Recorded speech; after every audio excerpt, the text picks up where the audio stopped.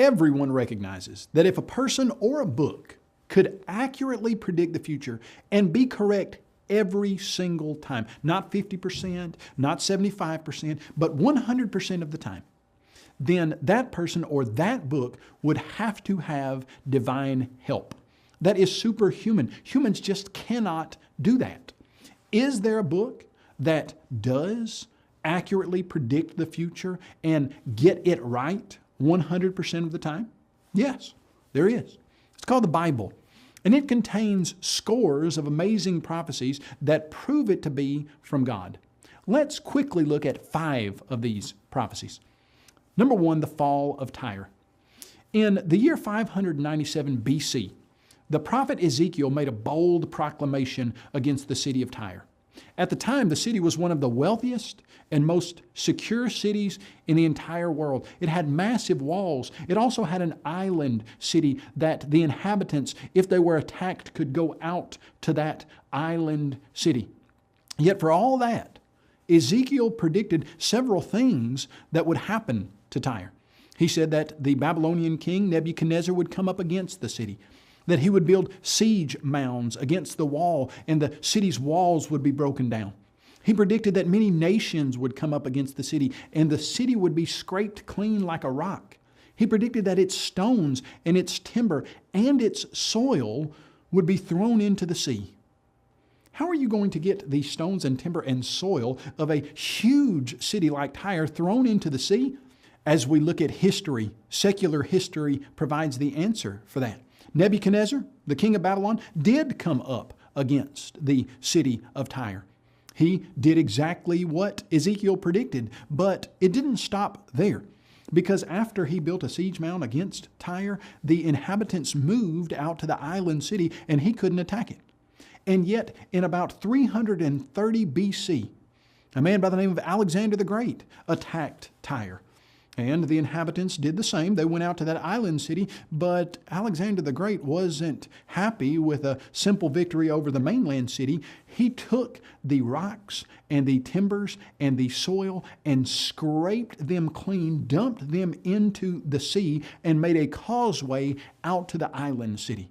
How could Ezekiel have looked into the future more than 250 years and predicted what would have happened? Divine assistance. Number 2, the fall of Babylon.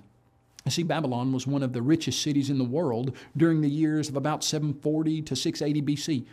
It had walls that were 75 feet thick. They were 300 feet high, and it was surrounded by the Euphrates River that made a moat around it, in some places 65 feet, in other places 250 feet across.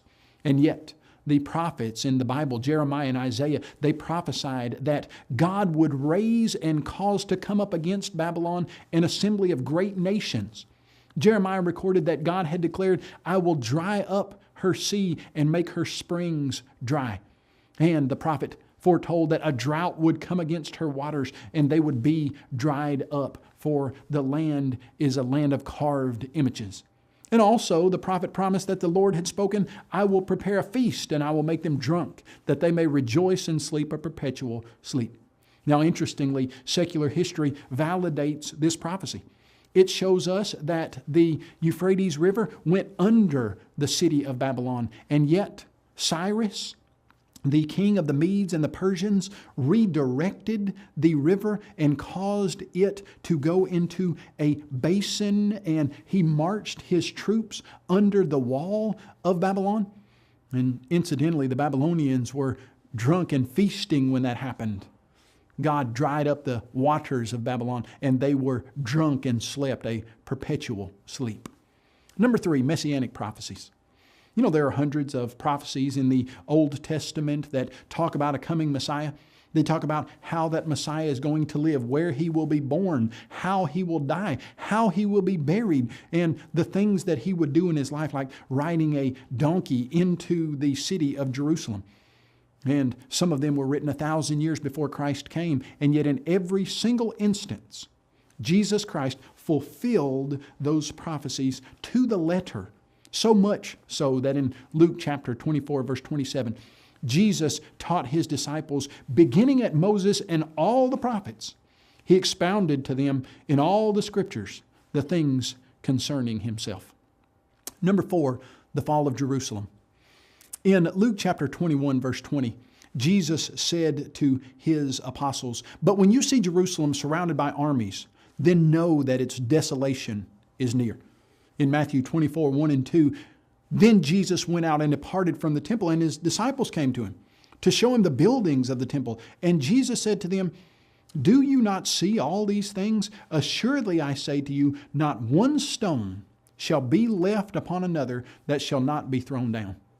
Jesus made these comments in about AD 30 or 33. And yet, for another 40 years or so, nothing happened of a remarkable nature of destruction to the city of Jerusalem.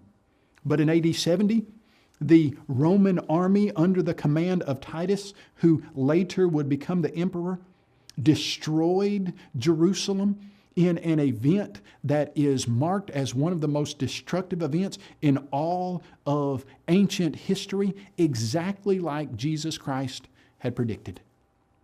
Number 5, the reign of Cyrus. Isaiah wrote his prophecy in about 720 BC. In his book, he made a bold prediction that the great nation of Babylon would fall. He further specified that it would be destroyed by the Medes and the Persians, and then he narrowed the target and predicted that a king named Cyrus would be the man to conquer the city and the nation. Now, the interesting aspect of this prophecy was that it occurred almost 150 years before Cyrus ever even existed. Isaiah called him out by name. Can you imagine finding a document that was almost as old as the United States of America that mentioned you would be born and be doing exactly what you are doing today? That's amazing.